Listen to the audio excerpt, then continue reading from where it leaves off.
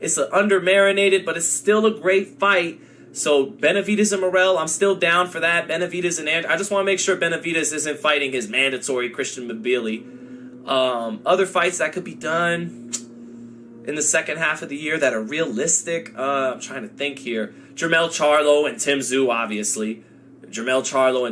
obviously. Spence and Crawford, which, we're all tired of that shit, but I actually think it's going to happen. I think we get Spence Crawford. I think we get Fury Usyk.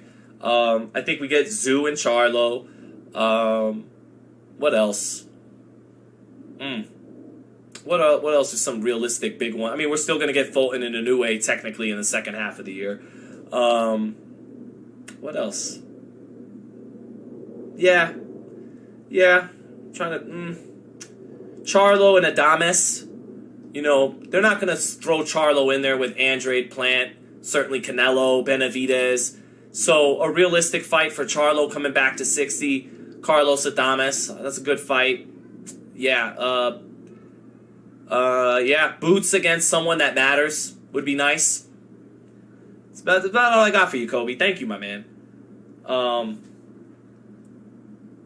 New Me said the real question is who believes Jesus Christ died for their sins. I do, New Me. I do. So I got you on that. Fire in My Bones says, is it really undercooked when fight enthusiasts are hungry for these kind of fights? Fair question, Fire in My Bones. And I don't want to be a hypocrite and bitch that they over-marinate fights. And then when they give us a hell of a fight, and maybe it's under-marinated, I bitch and moan. So I hear you, Fire in My Bones. But it is undercooked because David Morrell ain't even had 10 title fights yet. David Benavidez just got here. He just got to headline a pay-per-view. Finally got to fight his first real opponent. So you got a guy who just got on pay-per-view in Benavidez. You got a guy in Morrell who hasn't even had 10 pro fights yet. He's a baby. He's younger than Keyshawn Davis, who fought Anthony Yiggett today. Yeah, you could make it now and it would be good, but David Morrell is green, and Benavidez is just getting started as a headliner. So why make it now? Throw Andre to him, an overpriced older guy who's well into his 30s, who's never going to be some pay-per-view star. Morrell could be a draw one day. 23, 24-year-old, decent-looking Cuban kid who could punch, has a fun style, learning English. So that I do think that fight's undercooked, Benavidez and Morrell. But if you're going to give it to us, it is a hell of a fight. So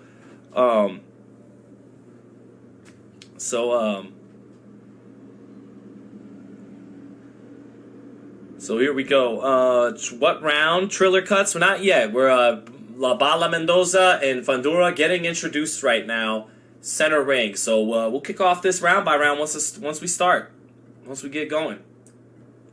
This is going to be a war. You already know it's going to be a war. If Mendoza can make something dramatic happen with his left hook, maybe he finds life. But if not, it's going to look like a Sebastian Fundora fight. He's going to get overwhelmed and beaten up. Because that's what Sebastian Fundora does to people. So, What were David Benavidez' pay-per-view numbers? Tell the truth, Sean. Sonia, I got to step my journalism game up. I don't have those sources yet. I think it did somewhere in the 100s. Probably, in the 150 range, somewhere around that, I would think. 1 to 150, definitely not 200. So that would be somewhere in the 100s, I would guess, 1 to 150-ish. But we're behind, Sean. There is a famine in the land for great fights. These young guys got to fight. That was so well said, Fire in My Bones. You make it harder to argue at that point. You're right. When we fuck the sport up by letting fights over-marinate to, where they never even happened. And I'm not just picking on Spence and Crawford and Mayweather-Pacquiao took forever. Gamboa and Juanma Lopez never fought. So shit like that. Jacobs and Charlo never fought. So you're kind of right, Fire in My Bones. Because it's like push comes to shove. Either take the fight now undercooked or do what boxing tends to do, which is marinate it, and then it never happens anyways. You got to just take it when you can get it. So very fair point, Fire in My Bones. The Bronco Kid said Fundora is the new Diego Corrales. Interesting. You know what? Shout out to my man, the Bronco Kid. I've never heard that before. Not the worst compared. Both freakishly tall for their division. Punch hard. Corrales was a better puncher. Wasn't as freakishly tall. as Fundora. I think Corrales so far, I like Fundora. He's not a gimmick. He's a legit, tough 154 pounder for anybody, including Charlo. But he's not as great as Chico Corrales. Corrales was a top 10 pound for pound guy. I think Corrales is a Hall of Famer. I don't know if Fundora is going to quite be that good. So, but a good comparison. Two freakishly tall guys that are never going to be in a bad fight. Corrales was a better puncher. But yeah, but we'll see, man. Fundora is undefeated. He could wind up reaching the heights Chico did. Here we go. Round 1 set to get started right here. The Towering Inferno, Sebastian Fundora against La Bala, Brian Mendoza, talented Cuban-American kid who's going to have to come up big with his left hook tonight like he did against Jason Rosario.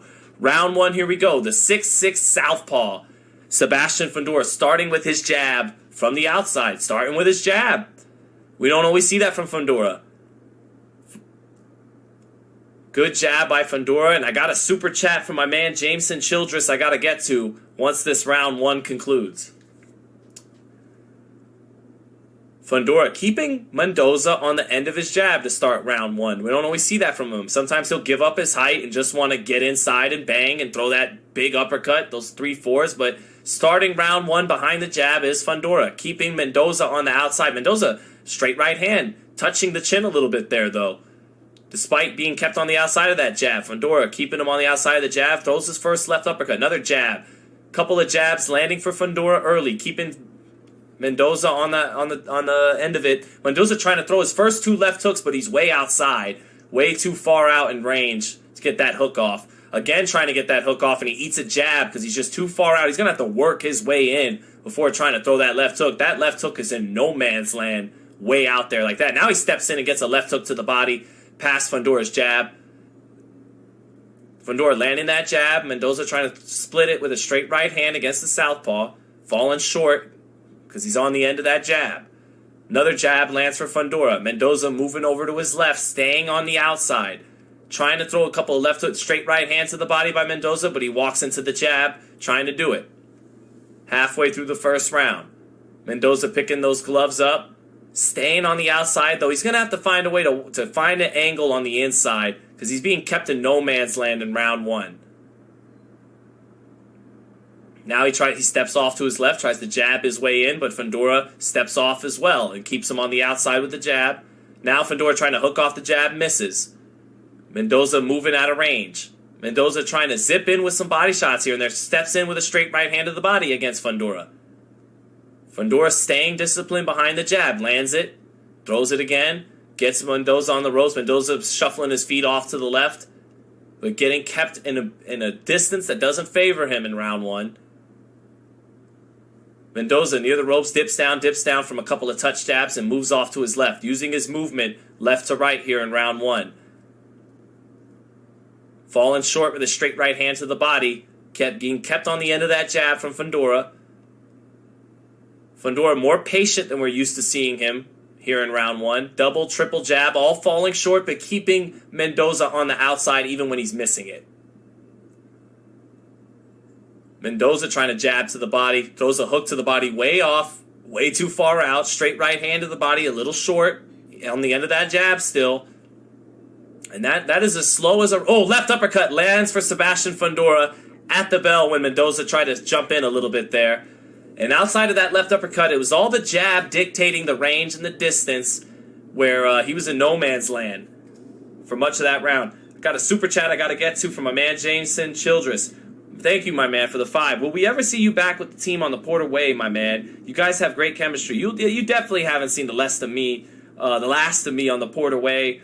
It's just various obligations and having to get things up off the ground for myself on FightHype. But those guys are my brothers. I love those guys, Carson, Ant, and Sean, and they're taking off without me right now. Even without me, their last stream with Riddick Bowe and Zab Judah did hundreds of thousands of views combined. So they're flying high. Porter Way is a great show with or without me on the panel. But yeah, you haven't seen the last of me on there, but I'm just holding it down right now here on FightHype, getting this stuff off the ground. So appreciate the super chat, man. Here we go into round 2, and that was a slower first round, as you'll see from Fundora. Just keeping Mendoza on the outside of the jab. and maybe waiting for Mendoza to get brave and start taking chances, and that's when he can start shooting off that left uppercut like he did at the bell to end round 1. So here we go with round 2. Fundora measuring again with the jab. Mendoza just staying on the outside, trying to either, figure out how am I going to get in here. Now he steps in nicely, and Fundora getting away from the shots, dipping down a little bit, but nice step in, good explosiveness of hands and feet there by Mendoza. Didn't get it in. Now Mendoza along the ropes, dips underneath the right hook, gets away from the sweeping left hand to the body. Now they exchange. Fundora landing a left uppercut with Mendoza trying to get in that left hook up top, but was a little bit short, and Fundora got in the uppercut. Minute into the second, Mendoza trying to be smart. Now lunges in with a right hand just as I say that and falls short against the tall Fundora. Fundora staying disciplined with his distance, though, against this guy. Jab, jab, jab to the body by Fundora. Even when it's not fully landing, it's dictating range. And keeping Mendoza too far out to where he can't land those straight right hands to the body. He's trying here and there. Double jab by Fundora. Good defense by Mendoza, though, with some of these jab parrying, some of them moving around. Now he throws another wild straight right hand or winging right hand that falls well short because he's not stepping inside. Fundora's not just going to step forward and walk into that right or left hook. Mendoza's going to have to create, and he's not doing that right now. He's staying on the outside, not getting hit with power shots, but, letting that jab just dictate. And he's moving around left to right, picking the occasional spot to try to jump in. But I don't know if jumping in is going to get it done. You got to be consistently close that gap little by little. Fundora, minute left in this round, dictating off the jab. Not putting together the thunder just yet. He wants this guy to step in with him.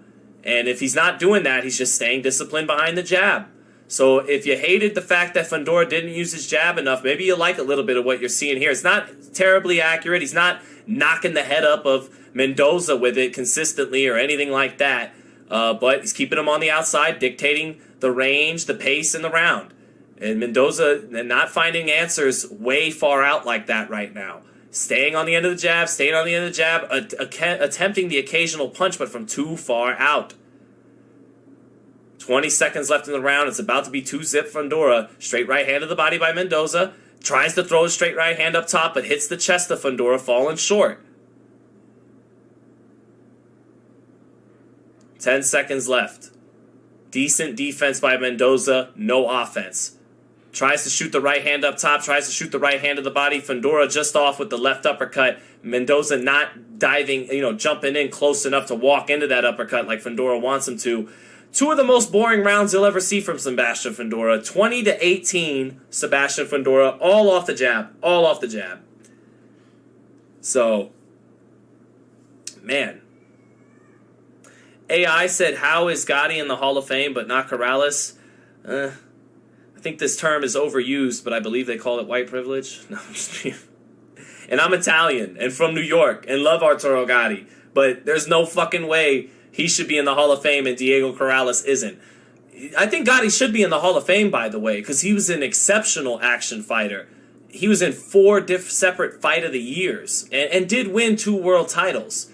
But Diego Corrales was in maybe the greatest fight of the new millennium, 05 against Castillo. He was a top 10 pound for pound. He beat guys like Casamayor, Freitas, Castillo, Robert Garcia. So he should be in the Hall of Fame, no doubt about it. But I think Gotti deserved to be in there too because he was an exceptional action fighter. I think he may hold the record alongside Carmen Basilio and Ray Robinson for the most Fight of the Years fought in a career. So here we are in round 3. And Mendoza's going to have to find some answers here, or else he's just going to get jabbed on the outside to the death all night.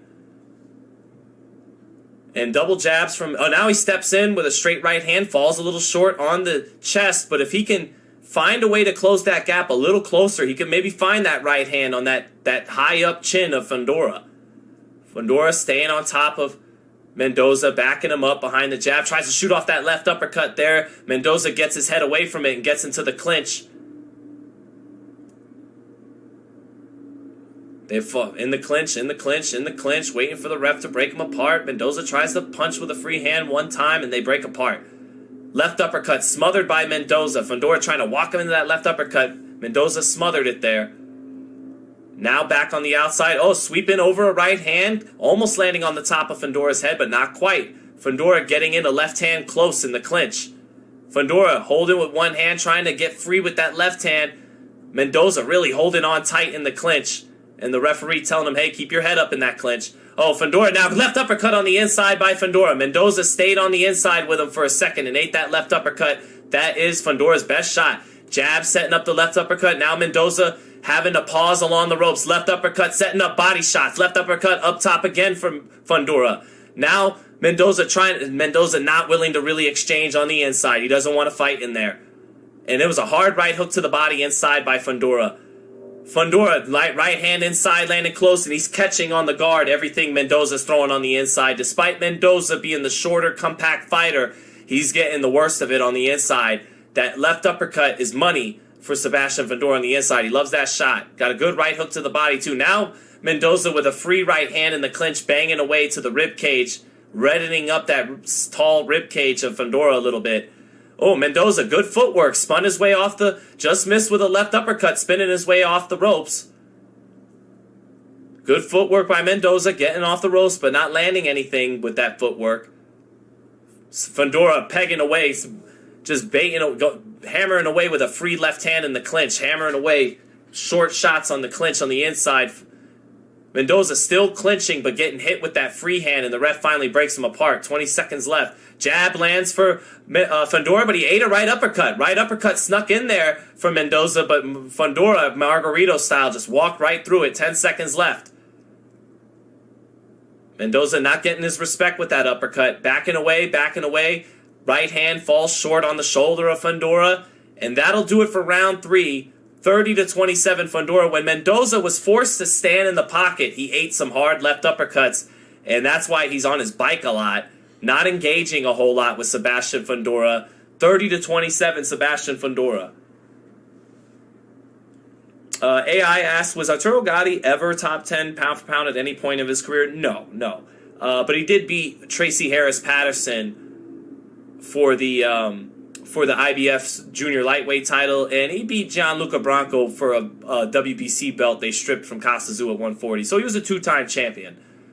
Left uppercut landing for Fundora on the inside. That's his best punch, that left uppercut, and that's it on the slow-mo replay by Showtime.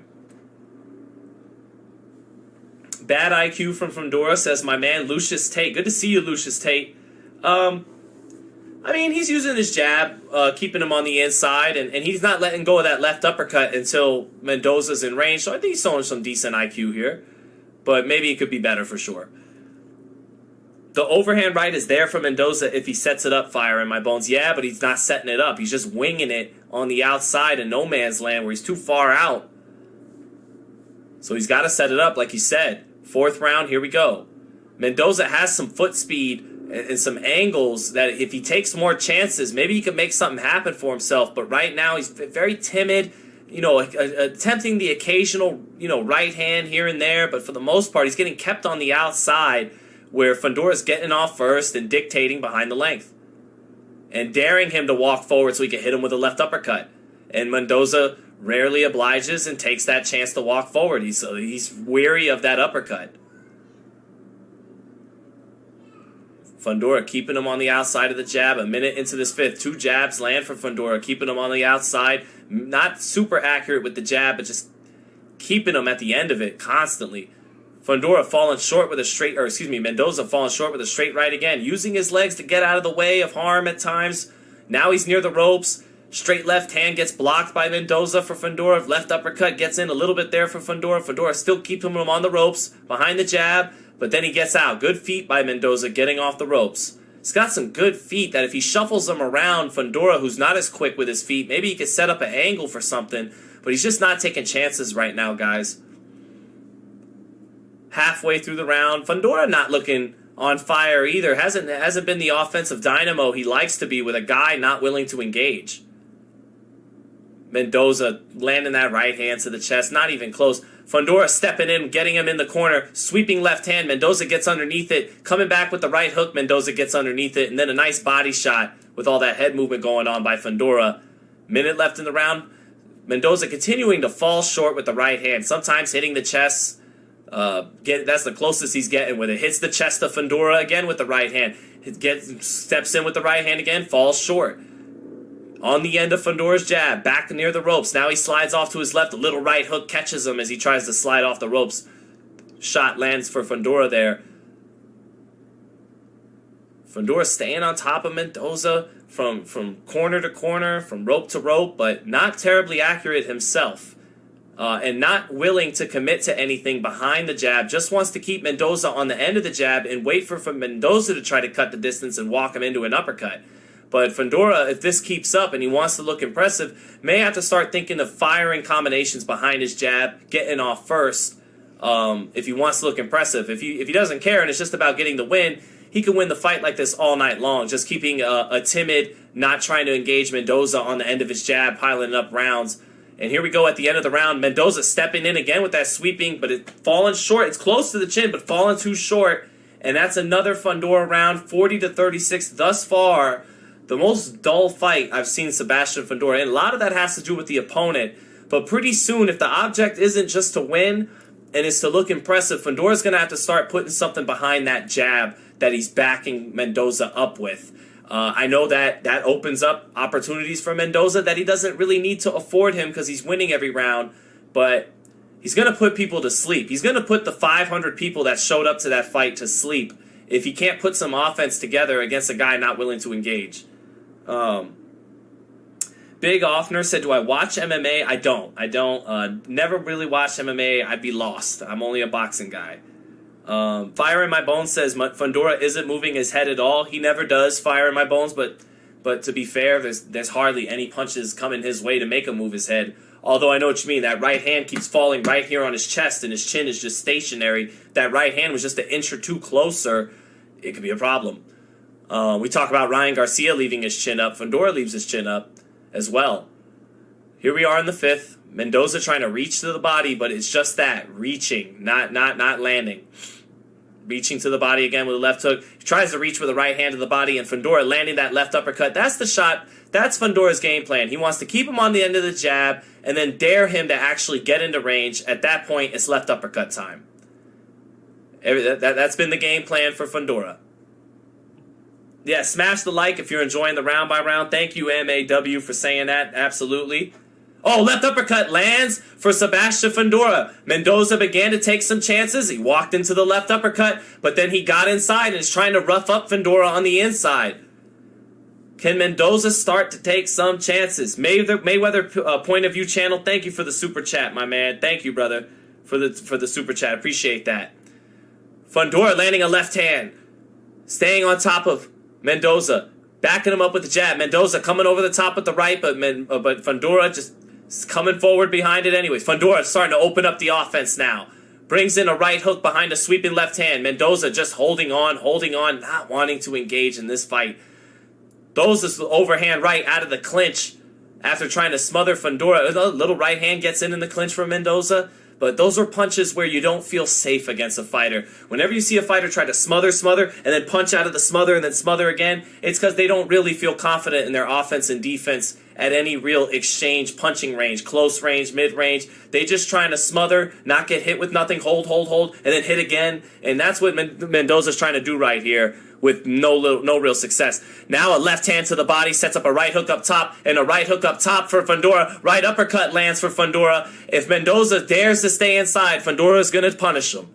He's forced to stay inside. Those legs are making him stay inside, and Fundora punishing him a little bit here on the inside, and the blood is beginning to flow from the face of Mendoza now, just from staying in there for a little bit. And that left uppercut gets in for Mendoza, but no effect. Right uppercut gets in nasty for Fundora. And short left hand gets in. Left uppercut for Fundora. Left hand to the body sets up a right hook on the inside for Fundora. Here comes the offense now, since Mendoza's legs won't allow him to keep moving. Fundora pounding on Mendoza in the clinch with a free left hand. 20 seconds left in the round. Mendoza's starting to look a little broken down now. Tired left hook attempt by Mendoza there, and Fundora hitting him all over the place on the inside. This guy loves the inside despite all that height. Loves the inside, loves the uppercut. Left uppercut, right hook for the 4-3. And Mendoza's face is busting up. and he is going back to his corner, busted up now, bleeding from the nose. And I'm not seeing a whole lot from him that's going to turn this fight around. He's in over his head right now. 5-0 for Sebastian Fundora. And a lot of energy has been wasted by Mendoza with all that movement and not letting go of any punches that he may already have his gas tank starting to go, despite not opening up because he's wasted so much energy in other ways. Mayweather Point of View channel, thank you so much, man, for the 2 super chat. Oh, Stacy! What's up, Stacy? What's up, Stacy? Hey, Stacy, you know, my man Stacy Mayweather in the chat. Stacy, a Mayweather, so you already know he loves his boxing, knows his boxing. And if Stacy feels like the commentary is good enough to donate a super chat, I'm fucking happy with it. Thank you, Stacy. Much love to you, brother. So, Stacy, man, we had that Italian dinner a couple years ago with Ben. We got to do that again, brother. So here we go. Round 6 now for Sebastian Fundora. And if Mendoza stays on the inside, that's where the punishment comes. And that's why he's been movement, staying on the outside, even where he has no, on the outside, he has no chance to win, but at least he's not getting punished. And that's why you're seeing the shorter guy with no chance on the outside stay on the outside. Man, it must be so hard being in that ring with Fundora. The imposing size in this weight class, man, it's daunting. Yeah, on tape, you're like, his chin's up, he gives up his height, you could nail him and hurt him, but then you're in the ring and you're like, God damn, he's just so big and throws so many punches. And that's what Mendoza is encountering right now. Mendoza trying to smother on the inside, and that's what I mean. When you see a guy either trying to be too far out or too far in, left hook for Mendoza finally lands, and then the left hook to the body, finally getting in a couple shots, but maybe not a lot of steam on him because he's used a lot of movement, and that saps some of his energy. So those left hooks, they weren't like a whip, but they finally did get in on Fundora. Fundora left uppercut on the inside. Mendoza having to stay in range. Left uppercut gets in again for Fundora, but he lands a sweeping right hand, but 2 left uppercuts bust him right back up. Mendoza clinching after eating those uppercuts. Referee breaks him apart, and the referee is beginning to tell him too much clinching now. You could tell fatigue setting in for Mendoza. Left hand to the body lands inside for Fundora, then a jab as Mendoza tries to back out. Mendoza eats a left uppercut on the inside, and he holds. Mendoza too tired to move around a lot, so sometimes he's just trying to smother and clinch and not let Fundora get full leverage. Left uppercut on the inside for Fundora again with his back on the ropes, so didn't get full leverage on it. Short left hand on the inside for Fundora again. Mendoza just trying to smother on the inside, not trying to fight. And his trainer's going to have to think of stopping this pretty soon because he can't fight him on the inside and he can't fight him on the outside. And he's taking punishment. So 91 punches landed to 54. Advantage for Fundora. Double jab, keeping Mendoza on the end of the jab. Mendoza in the corner. Those legs can't move like they used. Lets go of a right hand, but he eats 3 punches in return. Left uppercut lands for Fundora on the inside, and Mendoza tying up again. He's tired. Left hand to the body on the inside for Fundora. Left uppercut on the inside for Fundora. Mendoza let go of a shot, eats a left uppercut again. Left uppercut on the inside. Right hook on the inside. All for Fundora. 6th round ending. Mendoza letting go of his hands here at the end of the round. Not a lot of steam on those. Landed a left hook, but not a lot of steam on it. And Salas should probably stop this fight. Stacy with the 5. Again, thank you, man. I know the Mayweather's got some money, so I know that $5 not hurting you, Stacy. Thank you, my brother. Appreciate that. Thank you, Stacy. But, Lisa Snow says Fundora needs to move to heavyweight. No. He needs to stay at this weight class as long as he can. His height is his gift in this weight class with that uppercut, and, you know, he's going to be most effective here. Oh, that left uppercut, boy. Sure you can! Tiger uppercut! That's Sebastian Fundora, folks. And it hasn't been as many 4-3s and 3-4s. It's just been the uppercut. Man, round 7, and I think Salas should start thinking of stopping this fight, man. His kid is getting beat up on the inside. He's in no man's land on the outside. His legs are tiring, so he's just clinching and trying to smother to stay safe. Oh, nice right hand, though. I get it. Right hand just off the mark by Mendoza, and then the left hook. I mean, Fundora does not move his head like some of you said in the chat. His chin is always right there. So it's tempting to leave your guy in there. But I just don't think it's going to happen for him. But Salas is a tough guy. He's a tough trainer. He's going to leave his fighter. Oh! Left hook lands for Mendoza! Right down goes Sebastian Fundora! He's out! He's out! He's not going to get up! He's not going to get up! The left hook for Mendoza! It's over! It's over! Sebastian Fundora was knocked out by that left hook of Mendoza just when I said he's not going to land it. And it's over. It's over. Brian Mendoza bleeding from his nose, bleeding from his mouth. That's why Salas is a trainer, and I'm sitting here in this fucking chair because he didn't stop the fight, and he gets the left hook knockout. What a knockout. The knockout of the year. Fundora doesn't know where he is. Fundora is asking the ref, like, where am I? He was up 6 rounds. He doesn't know where he is. He doesn't know what he was hit with. Fundora, you live by the sword, you die by the sword. He wants to punish these guys on the inside, leaving that chin there, and he gets caught. Huge credit to Mendoza. Thought he was done. He wasn't in this fight at all. But his shots were just short, and he hung in. What a left hook. I told you guys before the fight, his only chance was that left hook. And I thought that chance had passed him by because I thought all the movement he expended, all the punishment he took, meant he wouldn't have enough steam on that left hook even if he landed it, but he did. It's a 7th round knockout, not a TKO. He could not beat the 10 count. He didn't know where he is. Brian Mendoza, 7th round knockout of the year right now. Oh, man. Woof. Sorry, folks. I got hyped. Like, my goodness. Fire in my bones. You called it, my brother. You called it. Man. Stacy, you on the road? That was a pretty good call, right? Thank you, Stacy, my man. All day for the super chat. We got to have some dinner with Ben when you back in, when we got everyone together. But, wow. Wow. Oh. And the commentators, I really am becoming a commentator guy. Guys, because they call it the commentator's curse. I don't think Mendoza, he's out of this fight. Salas might want to start thinking of that. And out he goes! I really am becoming a commentator. I got the commentator's curse.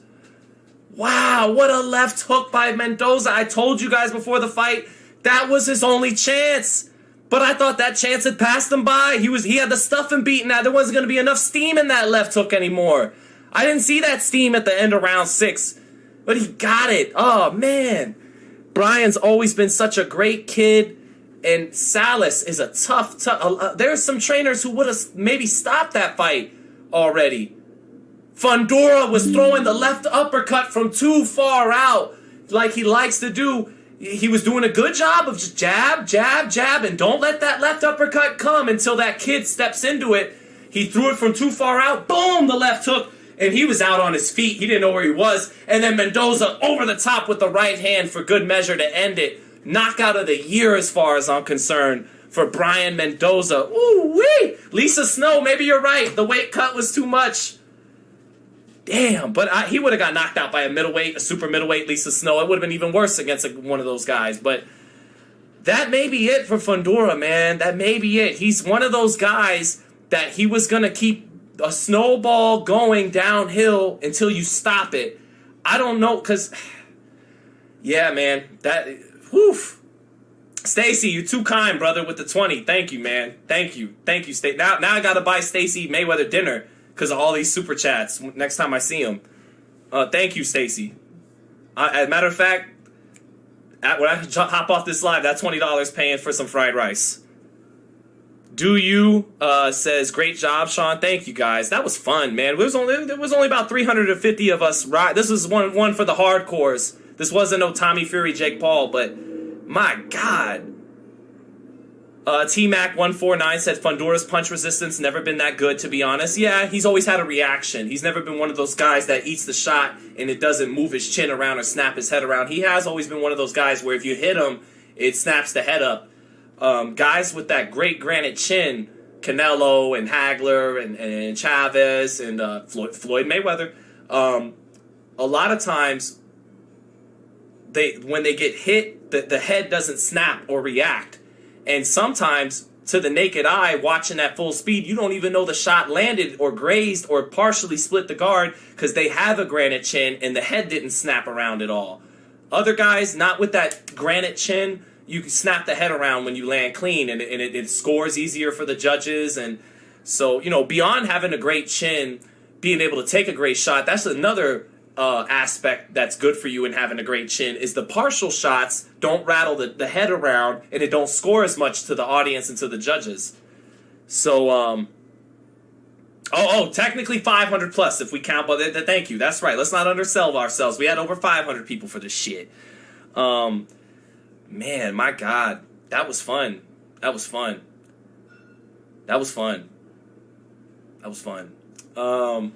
Man, oof, it's almost 10. That's about all I got for you guys. Is there anything chat wants me to address before we get out of here? Shakur Stevenson gets an A.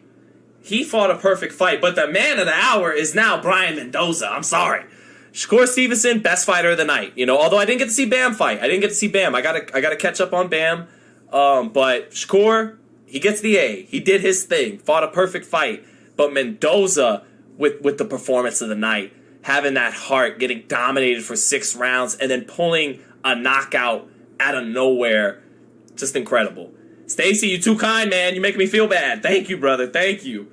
But again, I know the Mayweathers are paid, so it's cool. I don't have to feel too bad. But thank you, Stacy. And BT, I see you in the chat, BT. We got to go to dinner with Stacy again at Nora's. So, man. The Bronco kid said Sean Porter will be happy. He's been saying this is coming for Fundora. He has. Sean has said that for a really long time. Marvelous Irv, happy Easter, my brother. Happy Resurrection Day. God bless. And always great to have you, Marvelous. Happy Easter to everyone in the chat, man. Tank wanting to fight Inoue and not Haney thoughts to Sean French. I do think it's funny that if we bring up Devin Haney or Shakur Stevenson, it's Tank Davis versus Ryan Garcia. Next question. But if someone for some reason brings up Naoya Inoue, they'll entertain that question. That's just kind of funny to me. So, yeah. Why do they not entertain the Haney fight? Because it's not a fight they want to do right now. Because they're with different promoters, and Haney with that long jab could beat Tank. And you don't take a fight with a guy that could fuck up all the money unless he's bringing in a lot of money too. So that's how I look at it. Thank you, Abel Perez. Thank you. Uber Eats, yes. All day, Stacy. Happy Easter, Crazy Horse. I almost want to bring the fam in to say happy. Let me see if... Let me see. I want to bring the fam upstairs to sign us out. And say happy Easter. We'll see. Got my wife downstairs with my son. Anything else? Yeah, Inoue, BT, literally. Lubin versus Fundora rematch. Raphael 30. Great to see you, Raphael 32. Yeah, that'd be dope. Lubin versus Fundora rematch. I'm with that. Fundora, yeah. Well, King said Fundora about to cry. Fundora's a great kid. He's a great kid. Very nice to interview. Not just humble and meek. He's confident. He was confident bringing the smoke into the super welterweight division. And a fan-friendly fighter. Part of why he got knocked out tonight is because he wanted it to be a fight. And he could have just kept him on the outside of his jab, but he wants to open up. He throws that uppercut from too far out. He wasn't content to just win every round behind his jab. And he got caught doing that. And, that's what makes him a fan-friendly fighter.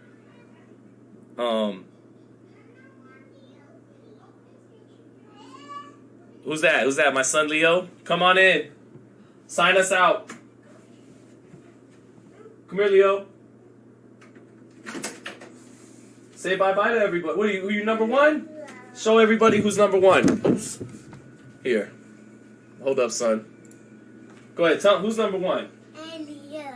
Leo's number one? Yeah. Will you say bye-bye, everybody? Bye bye. Say Happy Easter. Happy Easter. Say God bless. God bless. Do boxing. Show him some punches. Yeah. Oh! Okay. Love you, babe. It's our anniversary, so we're going to enjoy our 1-year anniversary. Thank you, everybody. Much love. Happy Easter. And everyone in the chat, especially Stacy. You were the MVP, Stacy.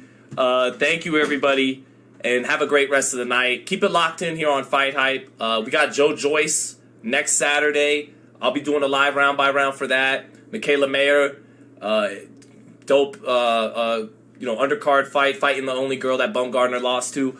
So we'll be calling that, and we got interviews coming throughout the week. So shout out to everyone in the chat, and much love to everybody. Have a great rest of the weekend.